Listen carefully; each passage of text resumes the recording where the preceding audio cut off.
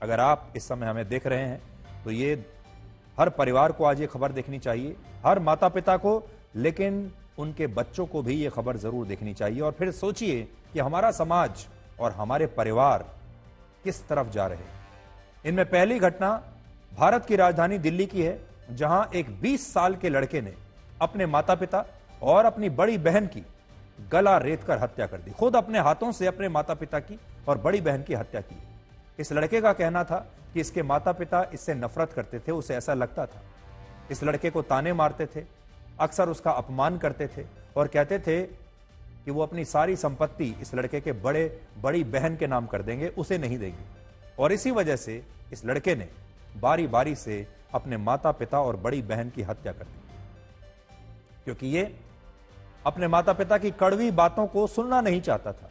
माता पिता जो लगातार ये कहते थे कि ठीक से पढ़ाई करो, अपना करियर बनाओ, जिंदगी में अनुशासन रखो, हमारी बात मानो, वो इसे पसंद नहीं था।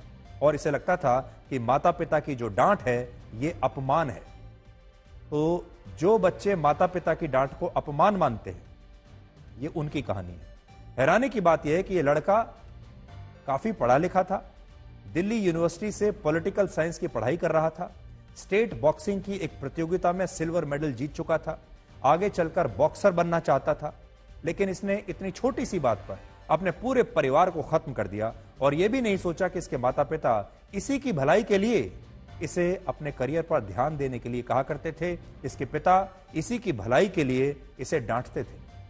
पुलिस का कहना है कि यह लड़का बॉक्सर बनना चाहता था और इस हत्याकांड के बाद, अपने माता पिता की हत्या करने के बाद, यह लड़का अपना जिम का बैग लेकर सुबह सुबह रनिंग के लिए निकल गया, क्योंकि यह सुबह ट्रेनिंग करने के लिए जाता था, जिम जाता था, रनिंग करता था। और बाद में उस दिन भी ये रनिंग करने के लिए गया। सोचिए, माता पिता और बहन की हत्या करने के बाद सुबह रनिंग के लिए निकल गया। बाद में वापस आया तो उसने एक झूठी कहानी बताई और लोगों को इकट्ठा करके इसने कहा कि इसकी गैर मौजूदगी में उसके परिवार को किसी ने मार डाला।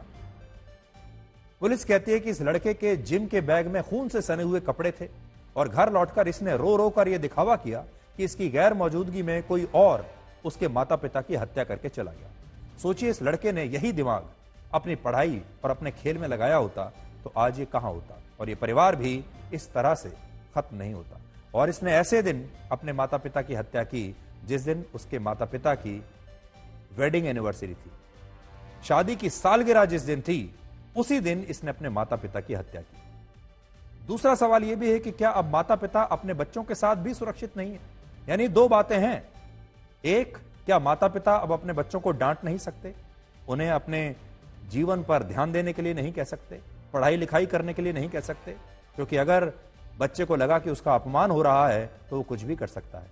और दूसरी बात, अब क्या माता पिता भी अपने बच्चों के साथ सुरक्षित नहीं है?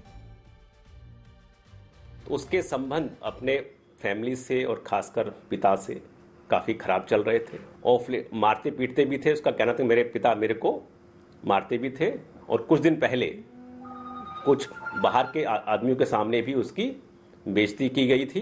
तो उसको बड़ा ह्यूमिलिएशन फील होता था। उसको लगता था कि मेरी बहन को ये तवज्जो देते हैं और उसको कहीं से ये सूचना मिली कि मेरी प्रॉपर्टी जो फादर है वो प्रॉपर्टी भी अपनी बहन के नाम कर रहा है या अपनी बेटी के नाम कर रहा है, तो उससे गुस्सा और बढ़ गया। तो उसी गुस्से के अंदर उसने ये प्लान बनाया कि मैं अब और बर्दाश्त नहीं कर सकता, तो मैं अब इन सबको खत्म करूंगा। तो ये कलयुग की कहानी है, जहां एक पुत्र अपने पिता की डांट को अपना अपमान समझता है और भाई बहनों से भी ईर्ष्या करने लगता है और फिर किसी भी हद तक जा सकता है। दूसरी घटना भी इसी शहर दिल्ली की है, जहां आरोप है कि स्कूल में कुछ छात्रों ने एक 12 साल के छोटे बच्चे की सिर्फ इसलिए हत्या कर दी क्योंकि उस बच्चे का कंधा इन दूसरे बच्चों से और इनके बीच में एक छात्र से टकरा गया था। और सिर्फ इतनी सी बात को लेकर इन छात्रों ने इस बच्चे के साथ मारपीट की और इस बच्चे की संदिग्ध परिस्थितियों में मौत हो गई। ये घटना दिल्ली के एक बड़े प्राइवेट स्कूल में हुई और इसलिए आज सवाल यह है कि हमारे युवा और हमारे बच्चे आखिर किस दिशा में जा रहे हैं, जहां बात बात पर उनका अपमान हो जाता है।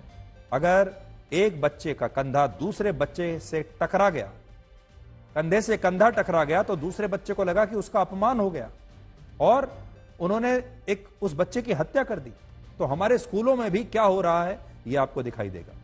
दिल्ली की मुख्यमंत्री आतिशी ने इस मामले की जांच के आदेश दिए हैं और अब यह बात भी सामने आ रही है कि यह बच्चा एक गरीब परिवार से आता था और स्कूल में EWS कोटे के तहत इसका दाखिला हुआ था।